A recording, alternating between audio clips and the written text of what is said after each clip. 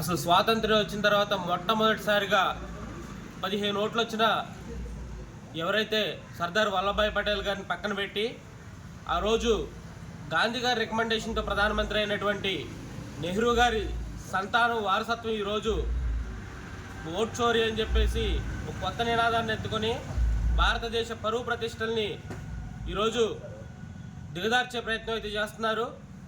నాటి నుండి నేటి వరకు అనేక సందర్భాలు చూసుకున్నట్లయితే 1980లో మరి సోనియా గాంధీ గారి పేరు మరి ఇక్కడ భారత పౌరసత్వం రాకముందు ఏ విధంగా ఓటర్ లిస్టులోకి ఎక్కించారు.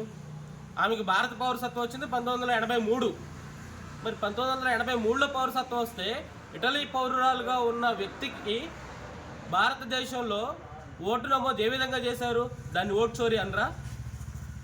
ఎమర్జెన్సీ విధించారు. 21 నెలలు ప్రజల్ని చిత్రహింసలకు గురి చేశారు. మీ ప్రభుత్వం కూలిపోతుంది, కోర్టు ఆర్డర్ ద్వారా రాజీనామా చేయాల్సిన పరిస్థితి వస్తే ఆ రోజు ఎమర్జెన్సీని వాడుకొని దానికి కారణమైన ప్రతి ఒక్కరిని కూడా చిత్రహింసలకు గురి చేశారు. మరి ఆ రోజు చేసిందేంటి?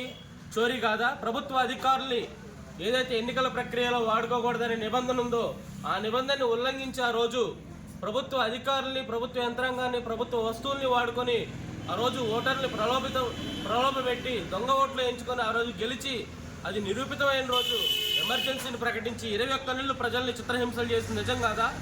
చరిత్ర ఎప్పుడూ మర్చిపోలేదు. ప్రజలు చరిత్రను గుర్తుపెట్టుకుంటూనే వస్తున్నారు.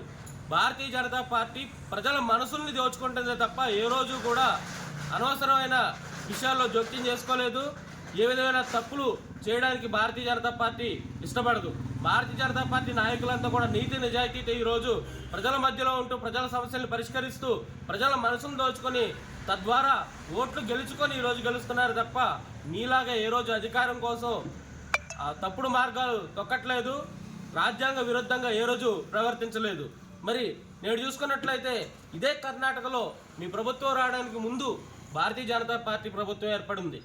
మరి భారతీయ జనతా పార్టీ నుంచి మీ ప్రభుత్వం రాగానే అక్కడ ఓటు చోరీ జరగలేదు, అక్కడ సవ్యంగా ఎన్నికలు జరిగినాయని చెప్పేసి చెప్పుకొచ్చారు. మిగతా రాష్ట్రాల్లో జరిగితే అది మాత్రం ఏదో లోపం ఉందని చెప్పేసి ఎప్పుడు ఓటమిని అంగీకరించలేని వ్యక్తులుగా, ఓటమిని అంగీకరించలేక ఓటు వేసే ప్రజల మనసుల్ని గెలుచుకోలేని మీరు ఈరోజు ఈ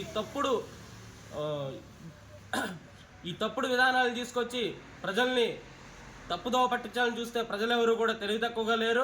గతం నుంచి జరుగుతున్న ప్రతి అంశాన్ని ఈరోజు విశదీకరిస్తూనే ఉన్నారు, చూస్తూనే ఉన్నారు. ప్రజలు తప్పకుండా తెలంగాణ రాష్ట్రంలో కూడా మీకు బుద్ధి చెప్తారు.